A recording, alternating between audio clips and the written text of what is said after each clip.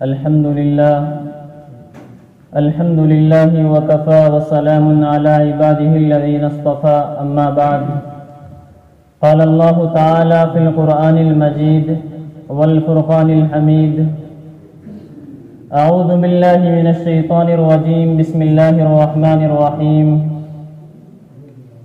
الف لام میم ذلك الكتاب لا ريب فيه. وقال الله تعالى وقال في موضع آخر: إنا نحن نزلنا الذكر وإنا له لحافظون. وقال النبي صلى الله عليه وسلم: خيركم من تعلم القرآن وعلمه، أو كما قال النبي صلى الله عليه وسلم.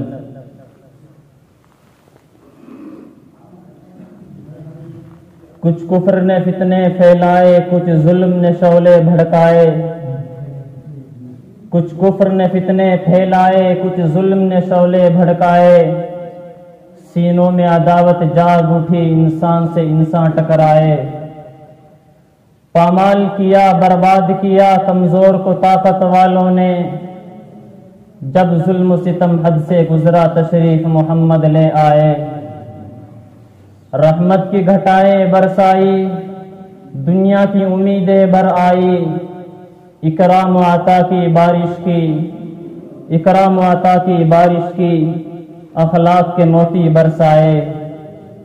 تہذیب کی شمع روشن کی، اونٹوں کے چرانے والوں نے.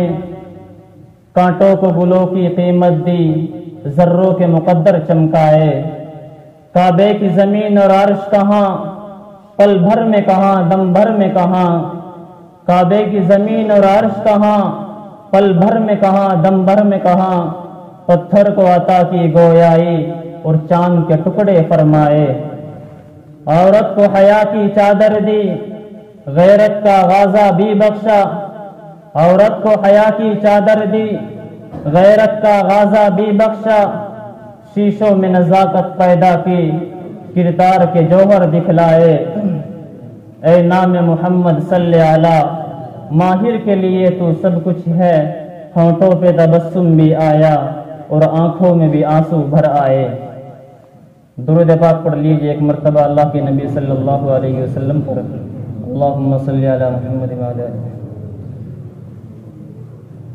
میرے محترم بزرگوں اور عزیز ساتھیوں، اللہ رب ذوالجلال کا بے حد کرم اور فضل ہے کہ اس نے اپنی توفیق سے اس قرآن کریم کو بحمد اللہ و بفضل اللہ خیر و عافیت کے ساتھ اختتام تک پہنچایا.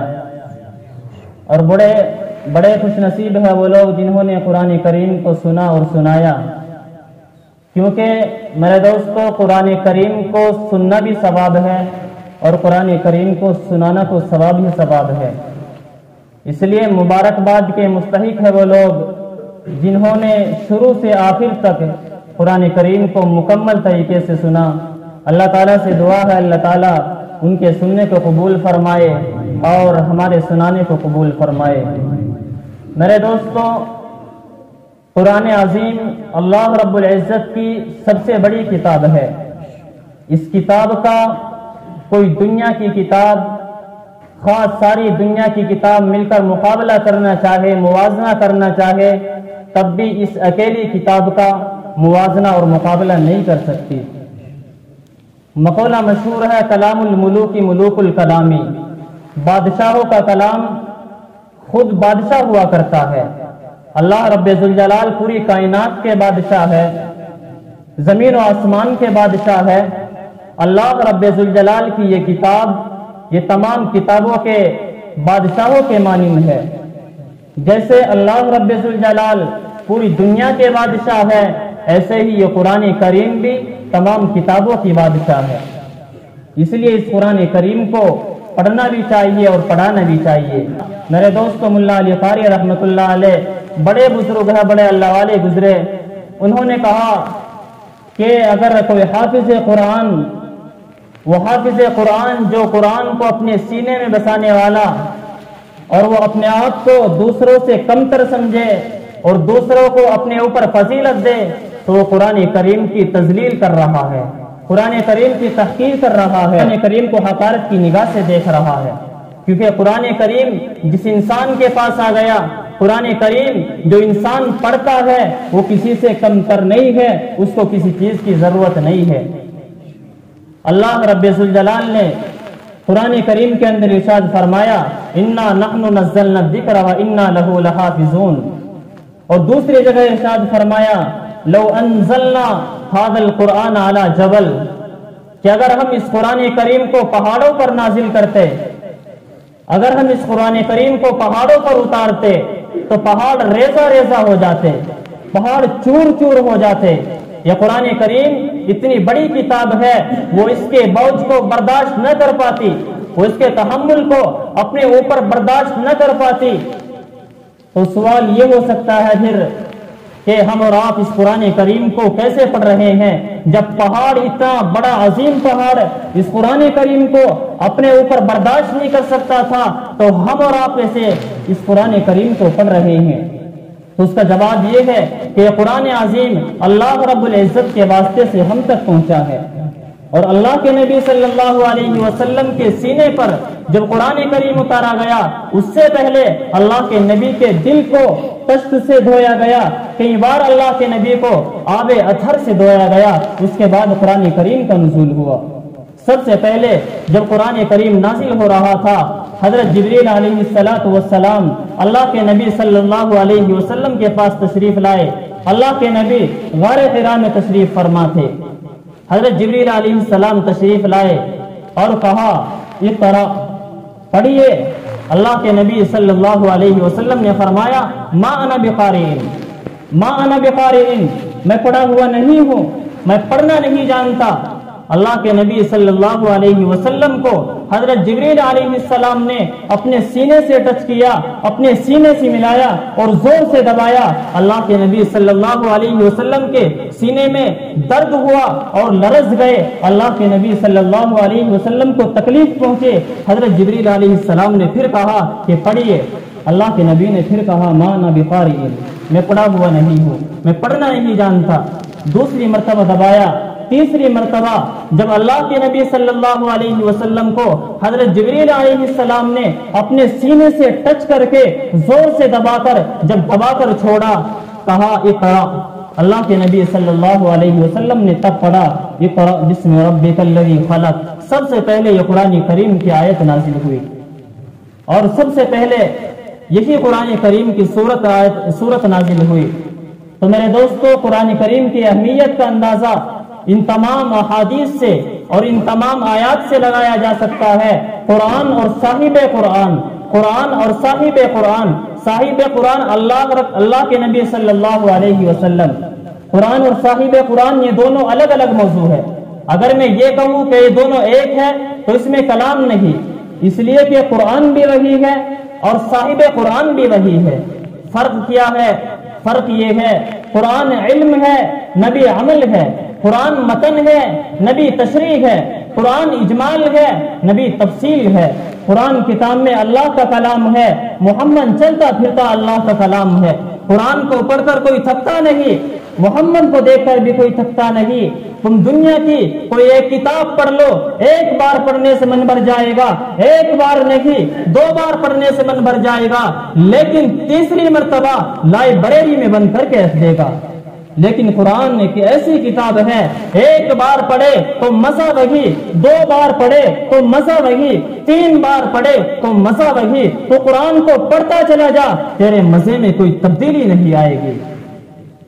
اور اگر تو قرآن کو 40 مرتبہ بھی پڑھے گا تو عرش خدا بولے گا کہ دنیا کی کوئی کتاب پڑھنے پر اتنا ثواب نہیں ملتا جتنا قرآن کریم کے پڑھنے پر ملتا ہے۔ قرآن کا ایک لفظ پڑھ لو، 10 نیکیاں ملے گی، 10 گناہ معاف ہوں گے، 10 درجے بلند ہوں گے۔ اور یہ تو پڑھنے والے کی بات ہے۔ میں خدا کی قسم کھا کر کہتا ہوں، اگر تو قرآن کو پڑھتا نہیں تو قرآن کو سنتا ہے، تجھے تب بھی ثواب۔ قرآن کو سنتا نہیں، قرآن کو دیکھتا ہے، تجھے تب بھی ثواب۔ قرآن کو سننا بھی ثواب، قرآن کا پڑھنا تو ثواب ہی ثواب ہے۔ تو اس لیے میرے بھائیوں، قرآن کریم کو خوب پڑھایا جائے اور پڑھا بھی جائے، اپنے بچوں کی فکر کی جائے، اپنے بچوں کے اندر قرآن کریم کی تعلیم دی جائے۔ آج ہمارے بچے قرآن کریم کی تعلیم سے بہت دور ہے۔ اللہ کے نبی صلی اللہ علیہ وسلم نے فرمایا تھا، جو اس دنیا کے لیے پیغمبر اعظم بنا کر بھیجے گئے، جو سید الاولین والآخرین بنا کر بھیجے گئے، جس کے لیے شاعر یہ کہتا ہے کہ زمین نہ ہوتی فلک نہ ہوتا، عرب نہ ہوتا عجم نہ ہوتا، یہ صاحب کن فقا نہ ہوتی اگر وہ شاہ امم نہ ہوتا، یہ کائنات ہی نہ ہوتی اگر اس نبی کو بھیجنا مقصود نہ ہوتا، ہم اور آپ نہ ہوتے اگر اس نبی کو بھیجنا مقصود نہ ہوتا۔ وہ فرما رہے ہیں، اللہ کے نبی صلی اللہ علیہ وسلم نے فرمایا، خیرکم من تعلم القرآن وعلمہ، کہ اے لوگو تم میں سب سے بہترین انسان وہ شخص ہے جو قرآن کو سیکھے اور سکھائے، جو قرآن کو پڑھے اور پڑھائے۔ آپ کسی کو بہتر کہتے رہے تو کہتے رہے، لیکن جس کو اللہ کے نبی بہتر کہہ رہے ہیں وہ سب سے بہتر ہے۔ ہم اور آپ کہتے رہے کہ انجینئر سب سے بہتر ہے، ہم اور آپ کہتے رہے کہ ڈاکٹر سب سے بہتر ہے، ہم اور آپ کہتے رہے کہ پروفیسر سب سے بہتر ہے، لیکن نہیں میرے دوستو، جس انسان کے پاس قرآن کریم جیسی عظیم دولت ہے وہ سب سے بہتر ہے۔ جو انسان قرآن کریم پڑھ رہا ہے وہ سب سے بہتر ہے، جو انسان قرآن کریم پڑھا رہا ہے وہ سب سے بہتر ہے۔ اس لیے میرے بھائیوں، قرآن کریم کو خوب پڑھا جائے، اپنے بچوں کی فکر کی جائے۔ آج ہمارے بچوں کے اندر قرآن تعلیم نہیں ہے، یہی وجہ ہے کہ آج ہم ذلت و رسوائی کا سامنا کر رہے ہیں۔ آج ہمارے گھروں کے اندر دینی ماحول نہیں ہے، یہی وجہ ہے کہ آج ہماری اولاد ہمارا کہنا نہیں مانتی، یہی وجہ ہے آج ہماری اولاد ہمارے حقوق ادا کرنے کو تیار نہیں۔ اس کو نہیں پتا کہ ماں کے حقوق کیا ہے، اس بچے کو نہیں پتا کہ باپ کے حقوق کیا ہے، اس کو نہیں پتا کہ حقوق اللہ کیا ہے، اس کو نہیں پتا حقوق العباد کیا ہے، وہ نہیں جانتا۔ کیوں؟ باپ کی غلطی ہے، اس نے اس کو نہیں بتایا، اس نے اس کو قرآن کی تعلیم نہیں دی، اس نے اس کو کسی مدرسے میں نہیں بھیجا، اس نے اس کو کسی مکتب میں نہیں بھیجا۔ یہ کس کی غلطی ہے؟ یہ ہماری غلطی ہے۔ یہی وجہ ہے کہ آج ہماری مائیں اور بہنیں مرتد ہو رہی ہے۔ ارتداد کا دہانہ روزانہ اخبار کی سرخیاں بنی ہوئی ہے، اخبار اور موبائل بھرے پڑے ہیں، نہ جانے سینکڑوں لڑکیاں روزانہ مرتد ہو رہی ہے۔ مولانا سجاد نعمانی دامت برکاتہم کا ابھی تازہ بیان آیا تھا کہ 8 لاکھ لڑکیاں مسلمان کی مرتد ہو چکی ہے۔ کیا وجہ ہے؟ ہم نے ان کو دین سے بیزار رکھا، ہم نے ان کو دین سے دور رکھا، ہم نے ان کو یہ نہیں بتایا کہ تیرے ایمان کیا کہتا ہے، ہم نے ان کو یہ نہیں بتایا کہ تیری آبرو کے بارے میں، تیرے پردے کے بارے میں قرآن کیا کہتا ہے، ہم نے اس کو کچھ نہیں سکھایا۔ یہی وجہ ہے آج اسکول کے ذریعے سے، کالج کے ذریعے سے، یونیورسٹی کے ذریعے سے، موبائل اور فون کے ذریعے سے ہماری مائیں اور بہنیں مرتد ہو رہی ہے۔ اس لیے میرے بھائیوں، اپنی بچیوں کی فکر کرے، ان کے اوپر نظر رکھے، ہر طریقے سے ان کے گھر بار میں باہر نکلتی ہے تو کس کے پاس جاتی ہے، باہر نکلتی ہے تو کس کے ساتھ رہتی ہے، ہر طریقے سے ان کے اوپر کڑی نظر رکھی جائے۔ میرے دوستو، حدیث کے اندر آتا ہے کلکم رائن وکلکم مسئول عن رعیتہ۔ اللہ کے نبی صلی اللہ علیہ وسلم فرما رہے ہیں کہ تم میں سے ہر ایک کو ذمہ دار بنا کر بھیجا گیا ہے۔ مرد بھی ذمہ دار ہے، عورت بھی ذمہ دار ہے، باپ بھی ذمہ دار ہے، ماں بھی ذمہ دار ہے، بچہ بھی ذمہ دار ہے، بوڑھا بھی ذمہ دار ہے، جوان بھی ذمہ دار ہے، ایک عالم بھی ذمہ دار ہے، ایک جاہل اور ان پڑھ بھی ذمہ دار ہے، ایک امام بھی ذمہ دار ہے۔ اور اس ذمہ داری کے بارے میں قیامت کے دن مجھ سے اور آپ سے سوال کیا جائے گا، پوچھا جائے گا، ہم نے آپ کو بیٹا دیا تھا، ہم نے آپ کو بیٹی دی تھی، آپ نے اس کی تربیت کیسے کی؟ آپ نے اس کو دینی ماحول میں رکھا یا نہیں رکھا؟ آپ نے اس کو قرآن کی تعلیم دی یا نہیں دی؟ یہ سب سوالات ہم سے کیا جائیں گے۔ یاد رکھیے، ایک عورت اگر بدکار ہے، فحاشی ہے، تو ایک عورت 4 مردوں کو جہنم میں لے جانے کا سبب بنے گی۔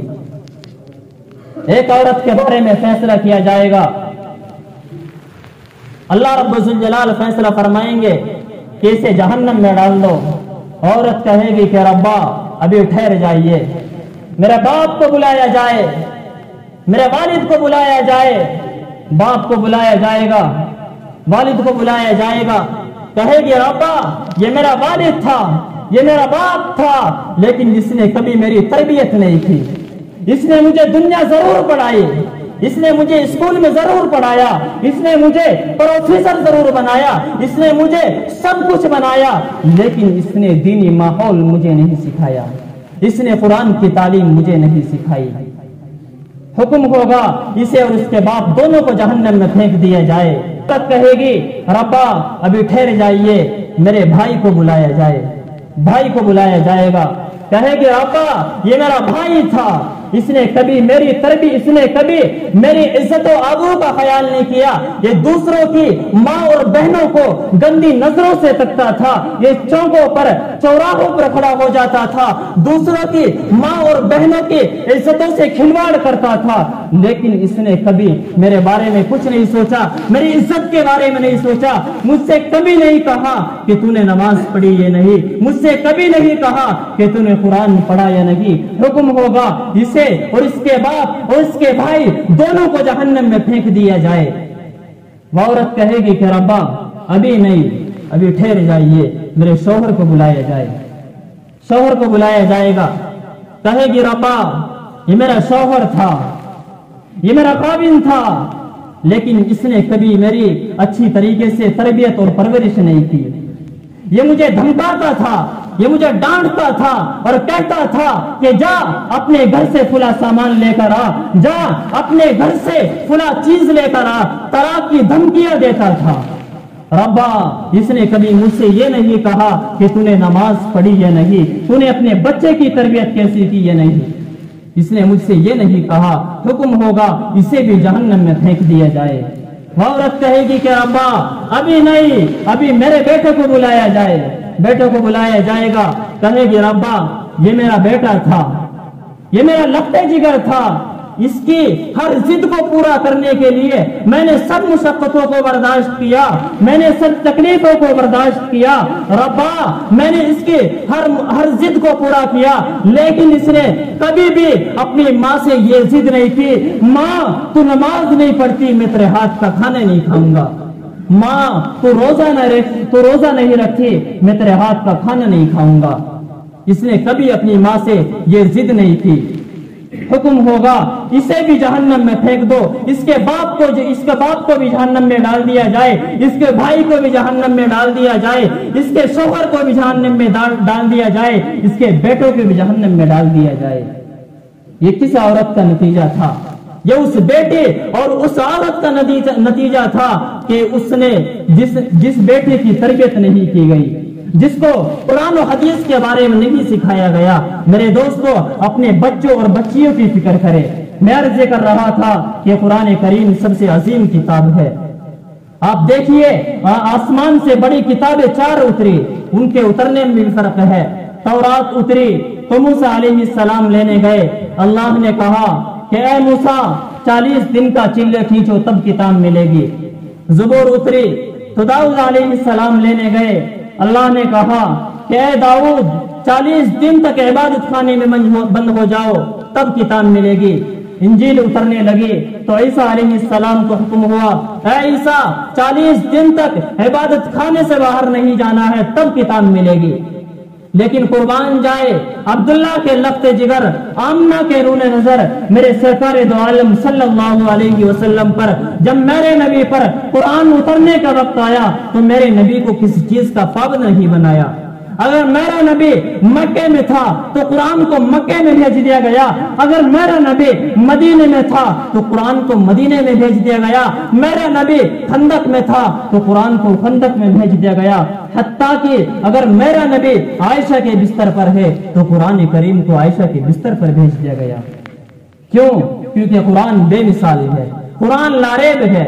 لاریب میں نے نہیں کہا بلکہ قرآن خود کہتا ہے کہ کہیں ایسا نہ ہو کہ پورا قرآن پڑھ جاؤ بعد میں پتا چلے کہ اس کو تو بدل دیا گیا تھا، بعد میں پتا چلے کہ اس کے تو کئی حصے نکال دیے گئے تھے، اس لیے کہ 114 سورتوں میں جو پہلی سورت ہے پہلا لفظ ہے الف لام میم پڑھنے کے بعد قرآن کریم خود اپنی حیثیت کو متعین کرتا ہے تاکہ کوئی شک باقی نہ رہے۔ قرآن کریم نے خود کہا الف لام میم ذالکل کتاب لا ریب فیہ، کہ قرآن کریم ایک ایسی کتاب ہے جس کے برحق اور صادق ہونے میں کوئی شک و شبہ نہیں ہے۔ میرے دوستو، میں پھر کہوں گا کہ اپنے بچوں کو اسے قرآن کو سکھائیے، یہ قرآن ہم کو بتائے گا کہ کس کے کیا حقوق ہے۔ دوستو، آج ہمارے بچے نہ جانے کیسی غلطیوں میں ملوث ہے، وہ نماز نہیں پڑھتے، وہ روزہ نہیں رکھتے، وہ تراویح نہیں پڑھتے، ماں باپ بھی ان کو ذرا بھی ڈانٹ ڈپٹ نہیں کرتے۔ میرے دوستو، ان کی اچھی طریقے سے کلاس لی جائے، ان سے پوچھا جائے، یہ ماں باپ کی ذمہ داری ہے، ماں باپ کا گریبان پکڑا جائے گا، ماں باپ سے پوچھا جائے گا۔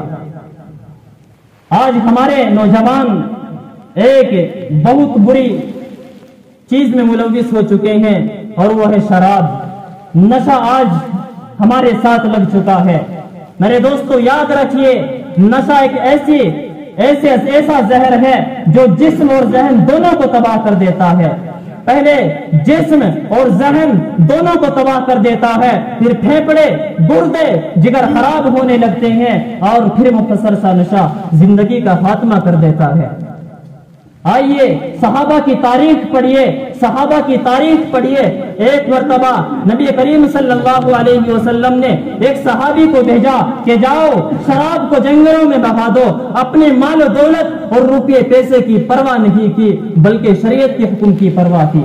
صحابہ اکرام کے اندر عملی جذبہ تھا۔ آج امت مسلمہ کے اندر عمل نام کی کوئی چیز نظر نہیں آتی۔ میرے دوستو، پچھلی امتوں میں ایک عبادت گزار آدمی تھا جو عورتوں سے الگ رہتا تھا۔ ایک بدکار عورت اس کے پیچھے لگی اور اس نے کہا کہ اس عابد کو کہلوا بھیجا جائے کہ یا تو وہ شراب کا جام پیے، یا ایک بچے کو قتل کر دے، یا زنا کرے۔ اس عابد نے کہا کہ میں شراب پیوں گا۔ میرے دوستو، شراب کا نتیجہ دیکھیے کیا ہوتا ہے۔ وہ انسان، وہ عابد شراب پینے کے لیے تیار ہو جاتا ہے۔ شراب پینے کے بعد وہ عابد، وہ انسان اس بچے کو بھی قتل کر دیتا ہے اور زنا بھی کرتا ہے۔ شراب میں انسان کو کچھ پتہ نہیں رہتا، وہ اپنے ہوش و حواس کھو دیتا ہے۔ اس لیے میرے بھائیوں، اس جڑ سے چھٹکارا پایا جائے، اس کو ختم کیا جائے، اور اپنے اندر سے اس مہلک وبا کو بالکل دور کیا جائے۔ اللہ کے نبی صلی اللہ علیہ وسلم نے فرمایا الا ان الخمر قد حرمت، شراب کو بالکل حرام قرار دیا گیا ہے۔ ایک مرتبہ حضرت شاہ ولی اللہ محدث دہلوی رحمت اللہ علیہ کے پاس ایک بھاگا ہوا آدمی آیا اور کہنے لگا کہ حضرت اسلام کی ناک کٹ گئی۔ حضرت نے کہا کہ کیسے کٹ گئی؟ کہا کہ ایک پادری وہاں آیا ہے، وہ کہہ رہا ہے کہ اگر قرآن سچا ہے، حق ہے، تو اس کو آگ میں ڈالو۔ میں انجیل آگ میں ڈالتا ہوں۔ حضرت نے کہا کہ فیصلہ میں کرتا ہوں، تم ایسا کرو کہ انجیل کو اپنے سینے سے لگاؤ، میں قرآن کو اپنے سینے سے لگاتا ہوں، اور دونوں آگ میں چھلانگ لگاتے ہیں۔ اگر تمہاری کتاب سچی ہوگی تو تم کو بچا لے گی، اگر میری کتاب سچی ہوگی تو مجھ کو بچا لے گی۔ یہ جواب سننا تھا، وہ پادری لاجواب ہو گیا اور بھاگنے کی کوشش کرنے لگا۔ لوگوں نے اس کو پکڑا اور کہنے لگے کہ تو بڑا چیلنج کر رہا تھا۔ اس نے کہا کہ میں نے جو مسالہ اس کتاب پر لگایا تھا وہ میں نے اپنے جسم پر تو نہیں لگایا تھا، اگر میں کود گیا تو میں تو جل جاؤں گا، یہ انجیل بچ جائے گی۔ تو دیکھیے میرے دوستو، قرآن عظیم سب سے بڑی کتاب ہے۔ الف لام میم ذالک الکتاب لا ریب فیہ۔ کوئی انسان اس کو ختم کرنا چاہے ختم نہیں کر سکتا، کوئی انسان اس کو بدلنا چاہے بدل نہیں سکتا۔ کیوں؟ کیونکہ رب کا قرآن کہتا ہے انا نحن نزلنا الذکر وانا لہ لحافظون، کہ ہمیں نے قرآن کریم کو اتارا اور ہم ہی اس کی حفاظت کی گارنٹی لیتے ہیں۔ کون حفاظت کی گارنٹی لے رہا ہے؟ زمین و آسمان کا مالک اللہ رب ذوالجلال حفاظت کا وعدہ لے رہے ہیں۔ تو اس قرآن کریم کو کون بدل سکتا ہے؟ کون تغیر کر سکتا ہے؟ بڑے بڑے ظالم جابر نے اس قرآن کریم کو مٹانے کی کوشش کی، لیکن قرآن کریم کو مٹا نہ سکے۔ انگریز آئے، انگریز نے اپنی چالوں سے، عیار سے اس قرآن کریم کو ختم کرنا چاہا، اور اس قرآن کریم کے نہ جانے کتنے نسخے جلا دیے، لیکن پھر بھی وہ حافظ قرآن کے سینے سے اس قرآن کریم کو نکال نہ سکے۔ میرے دوستو، اپنے بچوں کو حافظ قرآن بنائیے، حافظ قرآن کے بارے میں اللہ کے نبی صلی اللہ علیہ وسلم نے فرمایا اقرأ ورتقی ورتل کما کنت ترتل فی الدنیا کأن منزلک الی عند آخر آیت تقرأها۔ قیامت کا میدان ہوگا، میدان محشر ہوگا، ایک حافظ قرآن سے کہا جائے گا کہ قرآن پڑھتا جا اور جنت کے درجوں پر چڑھتا جا، بس تیرا مقام اور ٹھکانہ وہی ہے جہاں تو آخری آیت پر پہنچے۔ یہ حافظ قرآن کا مقام ہے، یہ حافظ قرآن کا مرتبہ ہے۔ ایک حدیث کے اندر آتا ہے کہ ایک حافظ قرآن 10 ایسے آدمیوں کو جہنم سے نکال کر جنت میں لے کر جائے گا جن پر جہنم میں جانا واجب ہو چکا ہوگا۔ یہ حافظ قرآن کا مقام ہے۔ میرے دوستو، اگر آپ جنت میں جانا چاہتے ہیں، جنت کے نظارے چکھنا چاہتے ہیں، تو اپنے بچوں کو حافظ قرآن بنائیے، داعی قرآن بنائیے، عالم دین بنائیے۔ آج ہم عالموں سے بدظنی تو کرتے ہیں، عالموں سے، اماموں سے دوری اختیار تو کرتے ہیں، لیکن اپنے بچوں کو حافظ قرآن نہیں بناتے۔ وجہ یہی ہے کہ آج ہم نے اپنے علماء سے دوری اختیار کر لی ہے۔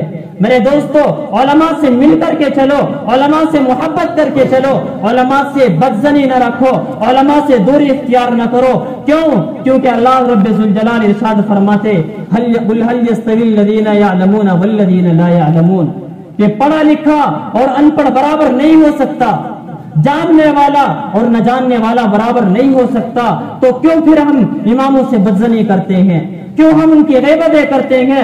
کیوں ہم عالموں سے بدظنی کرتے ہیں؟ کیوں ان کی چغلخوری کرتے ہیں؟